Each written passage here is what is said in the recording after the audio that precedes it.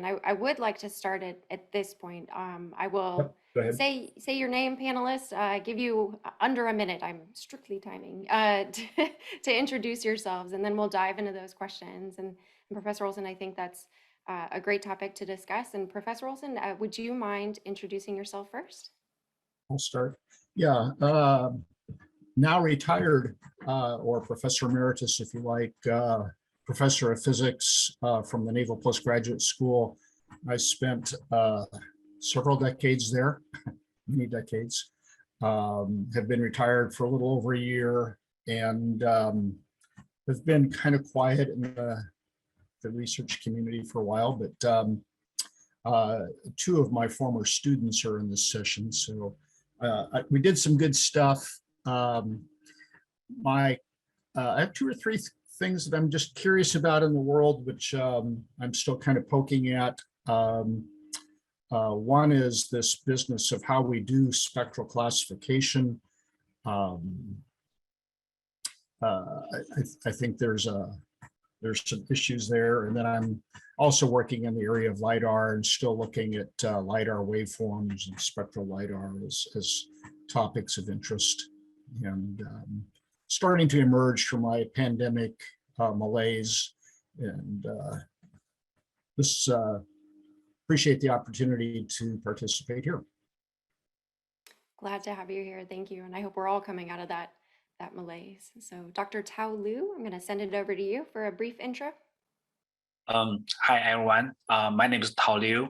I'm an assistant professor from the Michigan Tech University. I'm also serving as associate director of remote sensing application division in American Society for Photogrammetry and remote sensing, so which is named the ASPRS for short.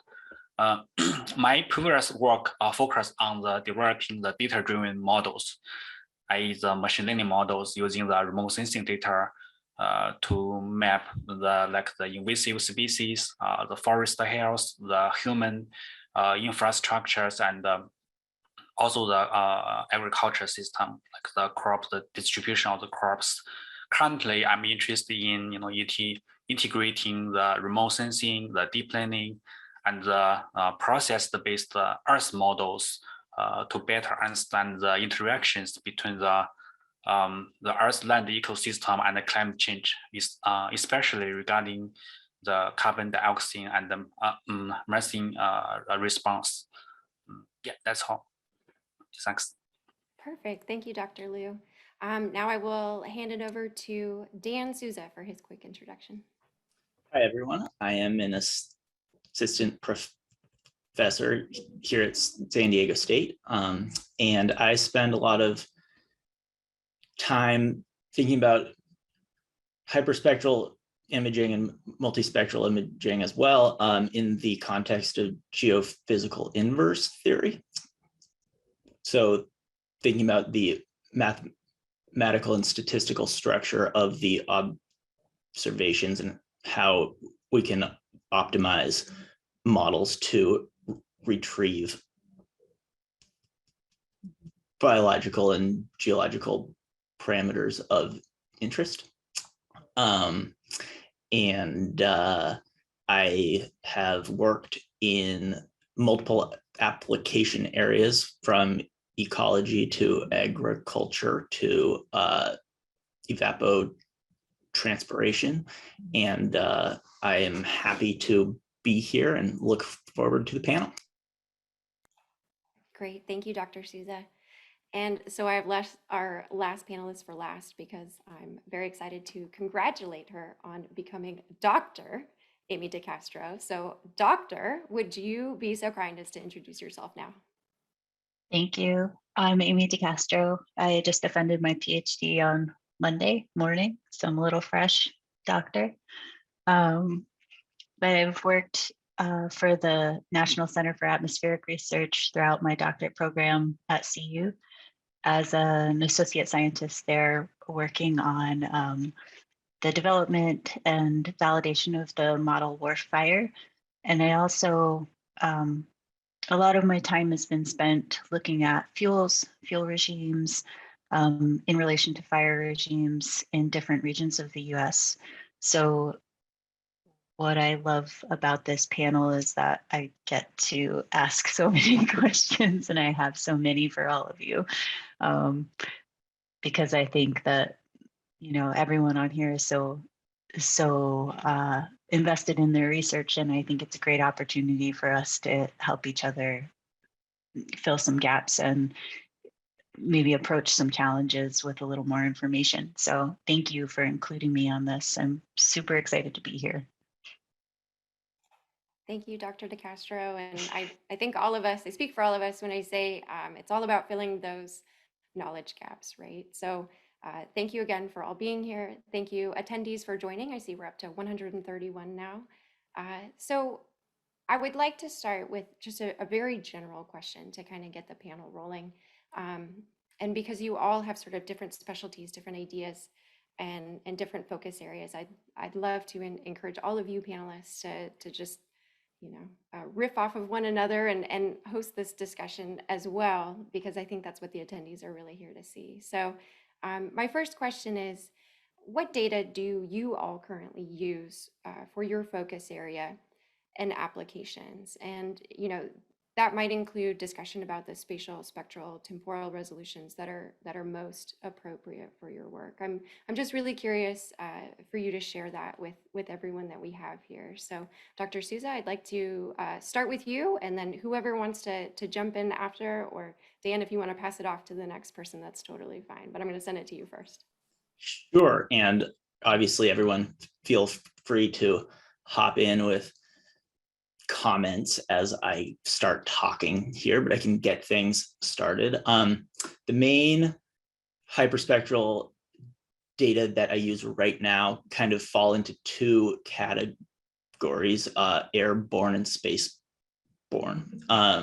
In terms of the research questions that I'm linking them to currently, obviously, as probably a lot of people saw in the previous panel, we're kind of at an interesting point in the evolution of the field, because there's a whole host of spaceborne instruments that are either already launched or are getting close to launch. And so a lot of the things that I am thinking about right now involve how we can use the airborne measurements that we already have to learn about what the spaceborne measurements that are on the way will be able to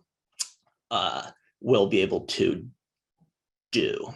And so there's obviously a spatial resolution question here, where traditionally most, or almost all of the hyperspectral measurements that people are used to working with were collected at probably higher spatial resolution than the spaceborne images will be, and for a particular purpose where often operators have control of the a lot of details about the acquisition geometry and timing that are not controlled when you're in an orbit. And so there's a whole rich area of questions there that I think are ripe for the asking. So I can continue to to expand on that, but it might be good to hear others' thoughts as well.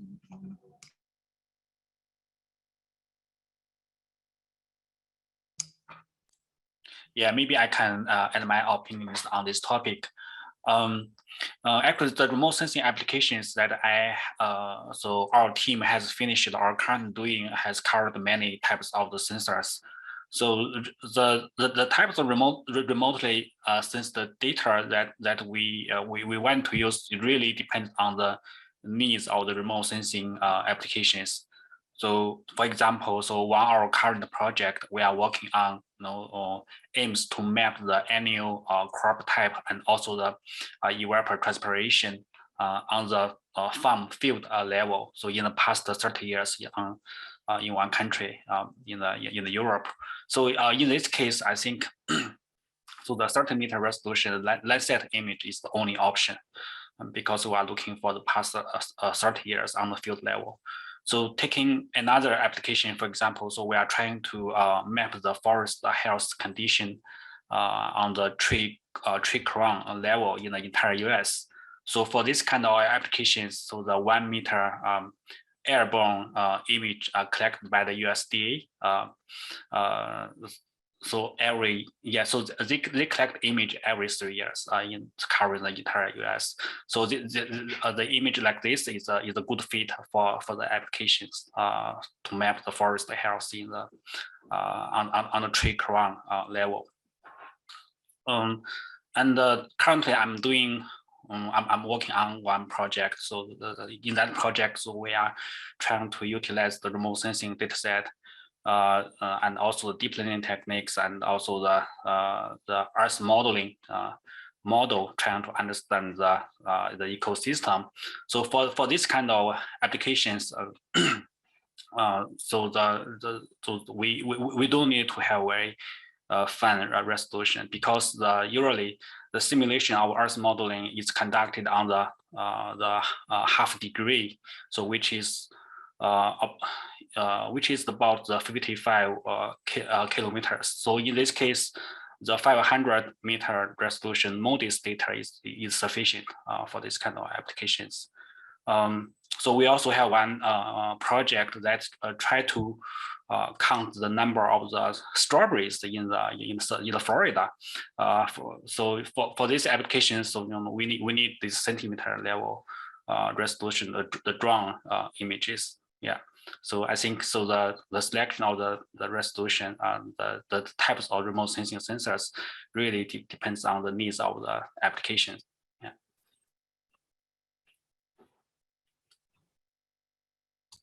Tao, I just want to make sure you said strawberries. Yes, strawberry. Yeah. That's amazing. You're counting strawberries. Yeah, yeah. Imagery. Yeah, right. So actually, so for that project, so we are not only so we not only count the strawberries, so we also count the different face of strawberry, like the flowers and the color of how many strawberry flowers it has. So the final objective is to predict the yield of the strawberries in the future. Yeah. That might be one of the happiest projects I've ever heard of. I So knew a fellow who did that with coffee beans in Hawaii. Yeah. That both of those sound great to me. Yeah.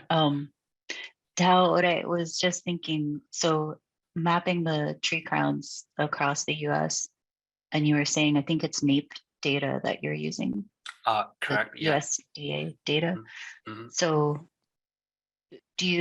what I was hearing was that you feel like the spatial resolution for all of the projects that you just mentioned are appropriate for the application, and also the temporal resolution of them. So the 3-year NAEP data is available for, or it's appropriate for mapping forest health, because that time scale of forest health is a little bit slower than, say, like the growth of a strawberry, which you would need the temporal and spatial resolution of the drone data.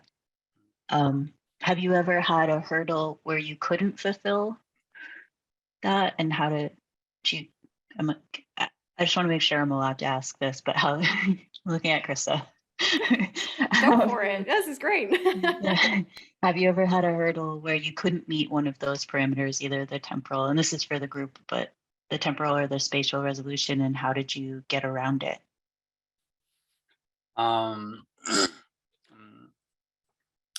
Yeah, so regarding the temporal resolution, so for this forest health project, So as you just mentioned, the 3 years the temporal resolution is good because if I look through our data set, so I feel the forest don't change from 1 year to another year. I mean, in the continuous years. But if I look like compare the images collected by for every 3 years, so I can notice the expansion of the impacted forest changed a lot. Yeah. But of course, so I feel if we can have if we can have a higher temporal resolution, that would be better. But currently, so because we are focusing on the very high resolution, the 1 meter resolution, so we are trying to use the free images. The NIP image is free, so of course, so we can, to use the commercial satellite image that would will. So they also have the sub-meter resolution, but it is very expensive. So we cannot use that for these applications covering the entire US.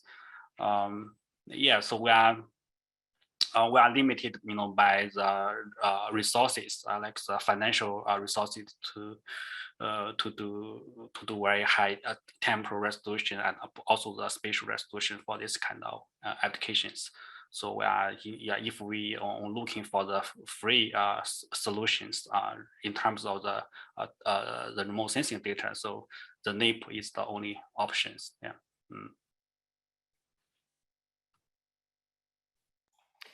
What about for your work, Dr. DeCastro or Professor Olsen, whoever wants to jump in? Go ahead, Professor Olsen. I'm curious to hear what you say. Oh, well, I heard Krista ask Amy, and I didn't hear but I didn't entirely hear Krista's question to you. Oh, well, just the same question from before, just kind of about data and then how the spatial spectral temporal resolutions come into play. And then going off of Amy's question, just if you wanted to address that. So I've always was always dealing with kind of the art of what was possible. So whatever questions that presented themselves that we could answer were sort of by definition the ones we worked on, and more tools and techniques than applications. So my ongoing, so I just didn't need to bend the data to fit the problems so much. I think where the interesting, getting back to what Dan's kind of started with, which is the possible transition from airborne or even in situ to space-based. Really, this gets back to one of my, what are the virtues of persistent, repetitive, synoptic measurements are, I think, the really interesting question. If you look at the Avarice database, for example, or you've got, Avarice being kind of the queen of the hyperspectral instruments. And if you worked at UC Santa Barbara, it was great because there was a lot of data collected for the guys that worked there of things that people that worked there were interested in.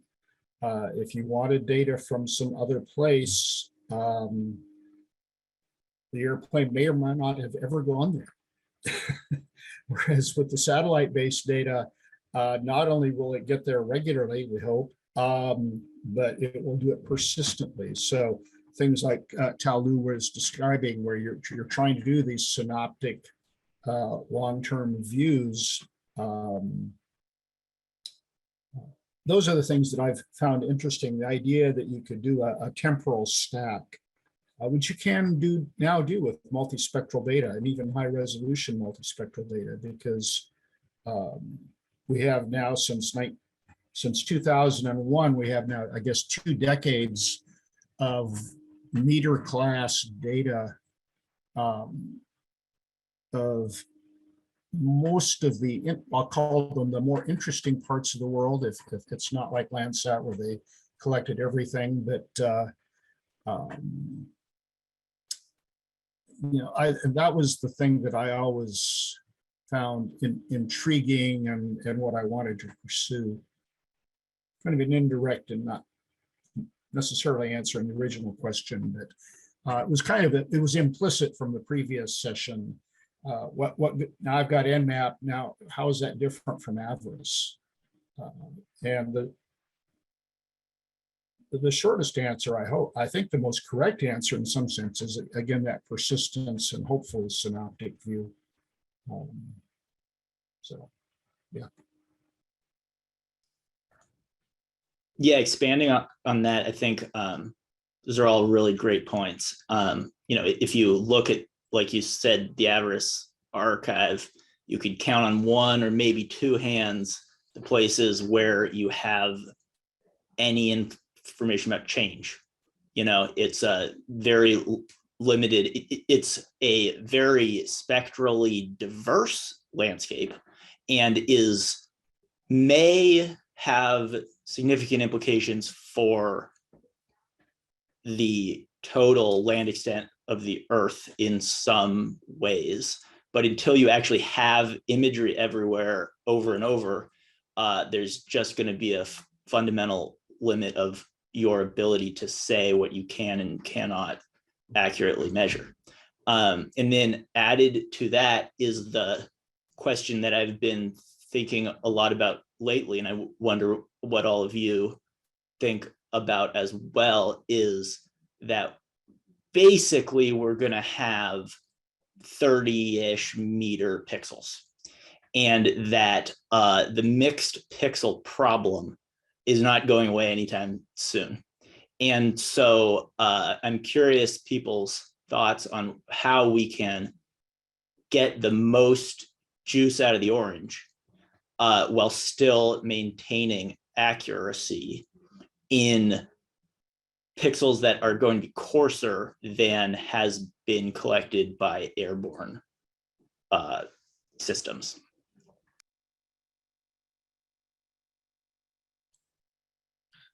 Yeah, so sometimes I feel the resolution is very important. For example, so we had one project that tried to map the impact area by the tropical, like the natural disaster. I mean, in a tropical area. So in that area, sometimes, so if we relied on the like spectral data set, so we cannot see the ground because it is covered by the cloud. The spectral can be the spectral information can be covered by the cloud. So yeah, so in that case, so we need to utilize some we try to develop some data fusion techniques, trying to utilize the star images to produce the spectral information from the star images using the deep learning techniques. That's one research. So actually, that's one very active research area. Yeah. Another thing is also, yeah, another project that I have done is also about the related to the spatial resolution, actually. So in that project, so we are trying to fuse the Landsat images and the Sentinel-2 images. So trying to so currently the Landsat images has 30 meter resolution, and the Sentinel image has 10 meter resolution. And so in that project, so we developed the deep learning algorithm to fuse those two data sets together, trying to increase the resolution improve the resolution of Landsat images from 30 meter resolution to 10 meter resolution. So in that case, so we we increase the temporal resolution of the 10-meter resolution remote sensing images. So I think that will be very helpful for some applications like the crop mapping, because for the crop mapping projects, time series data is very important. So we if in given locations, so we need to generate the time series spectral curve in that locations. Currently, so people just to generate the single pixels in each month. So they can collect the 12 pixels. To set up this spectral curve to perform some kind of classification, but if we can, so the reason that they can only collect 1 pixel in each month, because sometimes the pixel is covered by the cloud. So if we can increase the temporal resolution, by fusing the Landsat 8 data, the Landsat data set and Sentinel-2 data set, so we can collect more spectral signatures from each month. So then we can increase the densities of the spectral information that we can utilize for the crop classification. I think that's very important. That's also actually another very active research area in remote sensing community. Dr. Liu, I'm glad you brought up temporal resolution and time series analyses, just because it is really important, particularly in the fields in which you all work. And so we actually did receive an audience question. When doing temporal analysis, how many images or dates do you need to study the features or your objects of interest or your incidents of interest? And then Dr. Liu, you addressed this a little bit too, but do you think it's important to use one kind of data or whatever you get, whether it's fusion and so I'd like to go around and start with Dr. DeCastro, if you could talk about the importance of temporal analysis in your work, and then are you sticking with one data type, or is it whatever you can get depending on your focus?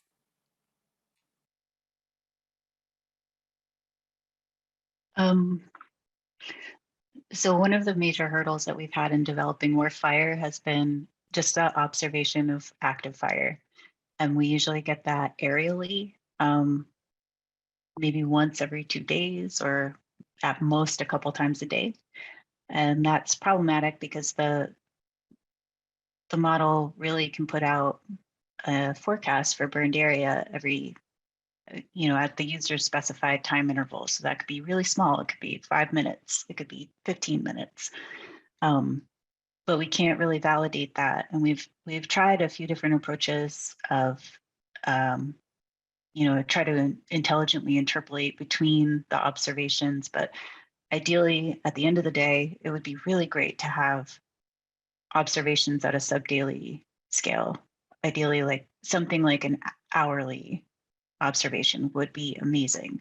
So when we were saying 30-meter resolution, we're kind of stuck with, when Dan was saying we might be stuck with 30-meter resolution, I was thinking that would be amazing if it were every hour, if it were like a constellation that was, going around and giving us data at 30 meters every hour. That would be great. So that would be fantastic.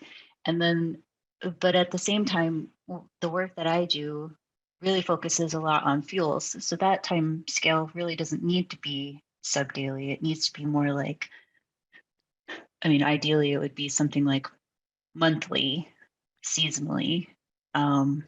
There's something that's smaller than, that captures disturbance in an ecosystem so that you can map those fuels and relate them into your fire modeling, or even just to have a clear understanding of what's happening in your space. And so that doesn't need to be hourly, but it would be great if we could get that data monthly or every couple of weeks.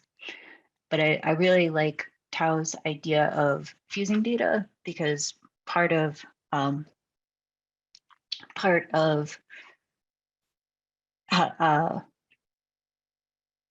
part of that hurdle is that we don't have enough images. So 2 a day for active fire is not enough for us to develop, right? So I would want something like 24 every day or 12 every day, something like that for active fire, and maybe at least 4 every month, so that if there's obstruction from the clouds, then we could get around that.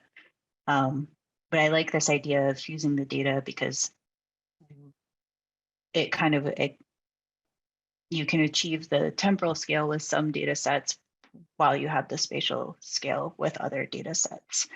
And we've had a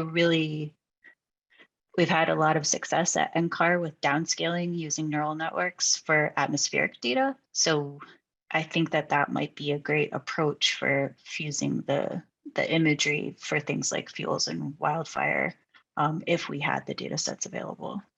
That was a really long way of saying we need more data. So does that answer the question? I know it was a specific, how many images and dates would you need? I think it was a perfect response to that question. And if any other panelists would like to share, based on their focus area, since it's slightly different what Dr. DeCastro does, I mean, feel free to jump in on that one. I can chime in briefly and just say that I think there's general agreement among everything I've just heard that the answer really depends on the question. And so what you're studying, the physical processes that underlie the application will determine how quickly and for how long change is happening. And then that will set the constraints on how frequently and how long of a record of observations you need. So it's a very good question in that it's very hard to give one answer. Like, for instance, for something like geologic outcrop characterization, the time scale on which rocks are moving around is much longer than any of our lifespans. So maybe, change is not that important.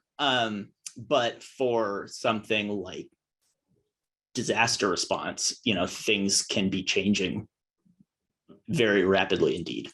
So it's all driven by the application. I'll just say really quickly, I think my students get annoyed. We're at the eye roll stage in the semester when I say this, but they'll ask about something very specific and what data do I use or what timing do I need? And my answer is always, it depends. And they all know to answer that at the same time. So that's such a good point, Dr. Souza. It really does depend. Professor Olsen, Dr. Liu, do you have something that you'd like to add to this particular question? So I think the main thought that comes to mind, and it's sort of a challenge for certain software vendors, is how do you build a heterogeneous stack of data? So I take my Landsat stack, I throw in my Iconos stack, I throw in my QuickBird stack, and oh, by the way, I have some UAV data, and I want them all in the same geographic pixel, say for the moment, representation, independent of spatial scale, and independent of how many bands are represented in that data set. Dr. Liu mentioned the triennial survey, for example. So you've got, but it gets back, if you really want to do any kind of temporal analysis, kind of what you're talking about is, the very traditional approach, which we did more than our own share of, is you resample everything to be the same spatial resolution And then you can always quibble about whether you should go up or down. But at any rate, everything has to be in the same spatial resolution, registered to the same coordinate system, and then you proceed. That works for one-ofs. You know, we did a lot of one-ofs. We have one scene. We study the heck out of it for a year and a half. The young lady or young gentleman graduates, and that's good. But it's difficult to do it routinely. And that's, I think, the key conversational point here, is what you want is a system, an approach, a technology that just accepts, okay, I've got data from this source of the thing that I'm interested in. It doesn't necessarily offer me enough spectral resolution, but it's got great spatial resolution. And then I've got this other data set, which if I can somehow commonly extract the information from, then I can start to answer my ongoing physical question about the health of the forest, the health of the crop.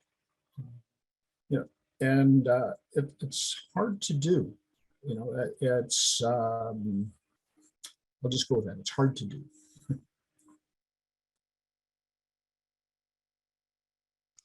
Yeah, I just want to add to what Professor Olsen just said.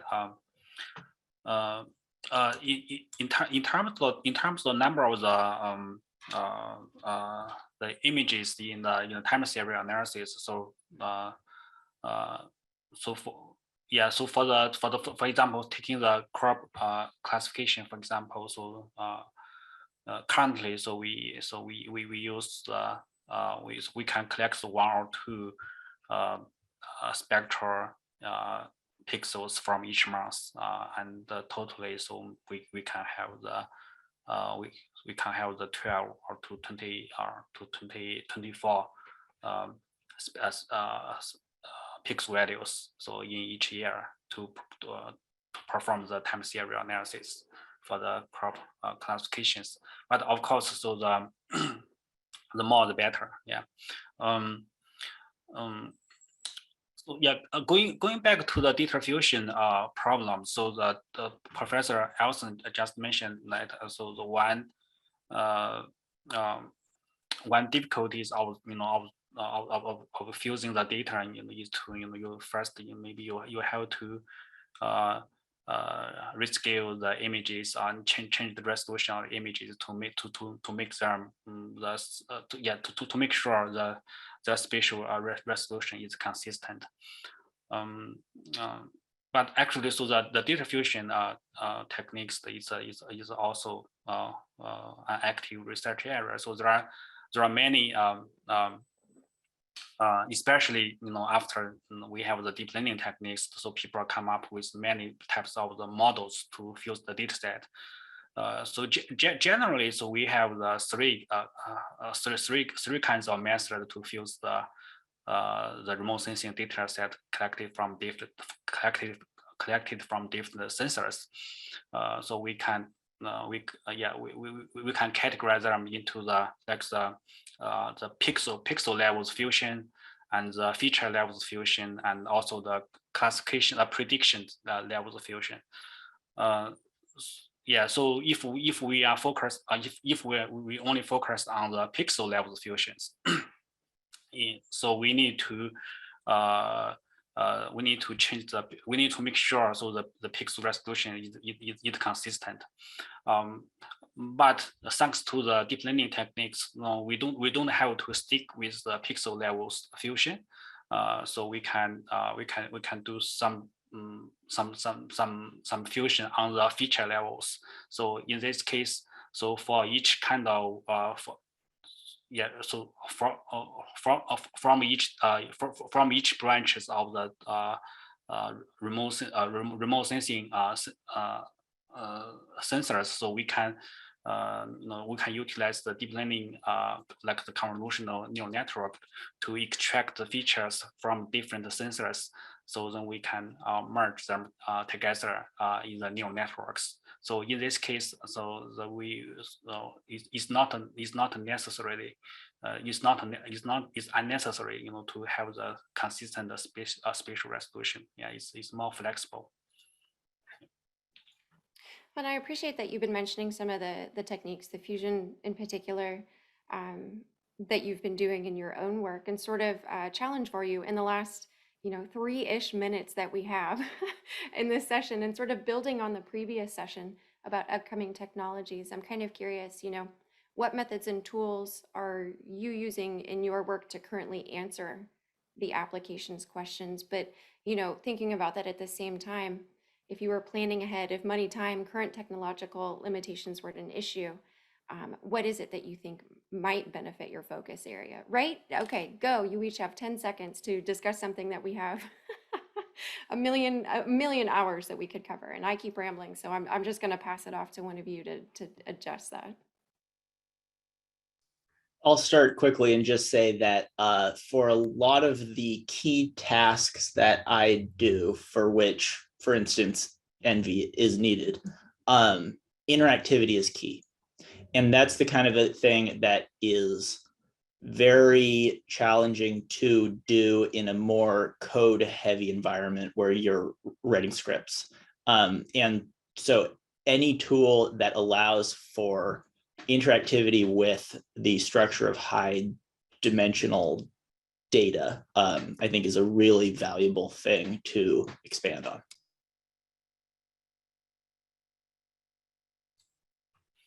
And that was quick. Okay. Yeah. So, yeah, in terms of the tools, I think so. Yeah,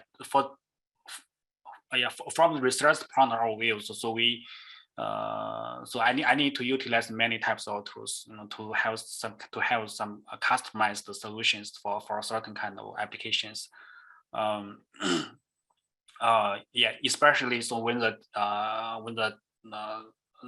solution requires the deep learning models, so we need to so we need to rely on the Python script, to build the deep learning models for the classification, and regarding the processing of the spatial data set, so we need to special the Python packages such as the GDL packages to read the geospatial data set and output the geospatial data set. But fortunately, right now, so many commercial software like the NV and E3, so yeah, so they all of these remote sensing, the commercial remote sensing companies are trying to add the deep learning capabilities in their workflow. I think that's very good. So that will simplify, that will make this kind of cutting edge techniques more accessible to more users. So they don't need to know the coding in order to perform some very fancy analysis. Yeah. Another thing I want to mention is the open source data set. For example, the GEE, the GWARS engine. So I use the GWARS engine a lot in my research, and I also teach my students to how to use the GWARS engine. Especially for the large scale or project, for example. So talking back to the first health mapping project. So that project covers the entire US. So for that kind of project, so and we are using the NAP images. So in this case, it's not possible for us to download all the NAP images into our local computer and to generate the samples. So right now, so we run the sample generation procedure on the cloud and using the growth engine. So without growth engine, so the application applications like that with that scale, with that high resolution is not possible before. Yeah, that's all. Yeah.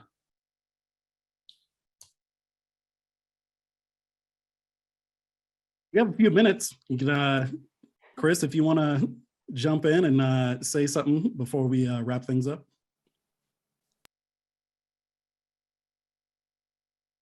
You're on mute. Yeah. Well, so yeah, IDL and Envy. I made a whole career out of that. What I found kind of operationally was that, as Dan noted, the ability to address, to work with a data set interactively is really key, particularly with new data that you've not dealt with before. You're not sure where the instrument generated, airborne generated features are, and you need to be able to interact with the data. What I tended to find was that when I needed then to do something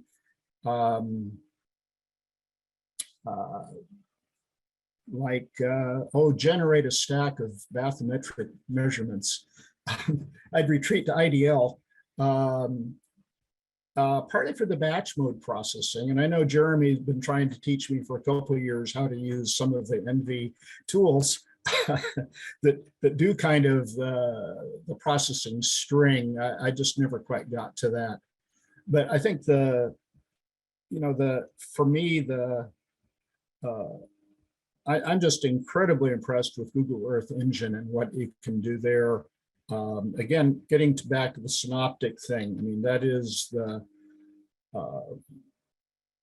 I think that's the goal for so many of the applications that people are interested in, is the ability to intersect with that long-term synoptic data. And so I think, and it's got to go to the cloud at some point. Most of the more impressive work that I've seen tends to involve using massive data, I'll say.